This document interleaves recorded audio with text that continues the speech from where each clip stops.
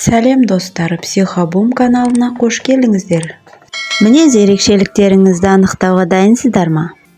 Мінез ерекшеліктеріңізді білгіңіз келсе, психологиялық тесттер көмекке келеді. Суретті тестілер өзіңізге деген сенімділікті арттыра отырып, толық бақытты болу үшін төменде берілген сынақ тестімен тексеріңіз, өзіңізге жақын ағашты таңдаңыз.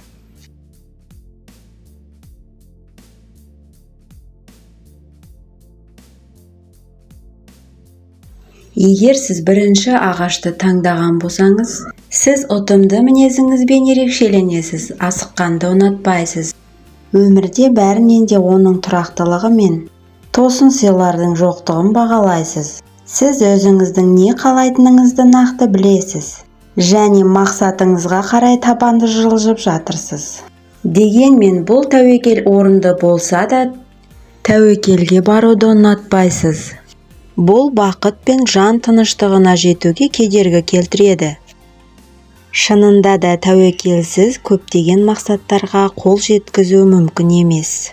Екінші ағашты таңдағандар үшін сізде шығармашылық тұлға бар және армандағанды ұнатасыз. Сіз өзіңізге көптеген таланттарды жасырып, бірін немесе екіншісін кезектесіп ұстап аласыз.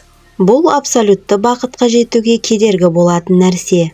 Сіз өзіңіздің дамуыңыздың негізгі бағытын оқшаулауыңыз керек. Енді оған барлық қолжетімді күштерді қолдану керек. Үшінші ағашты таңдаған жандар үшін сізде тыныш және теңестірілген кейіпкерлер қоймасы бар.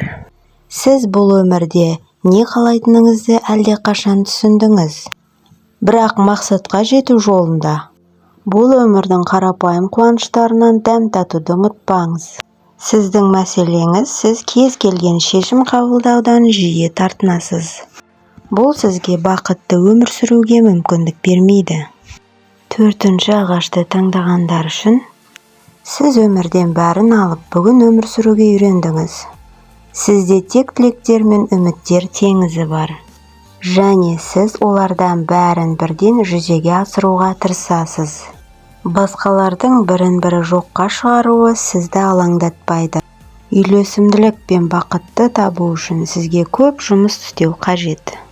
Сіздермен болған Психобум арнасы.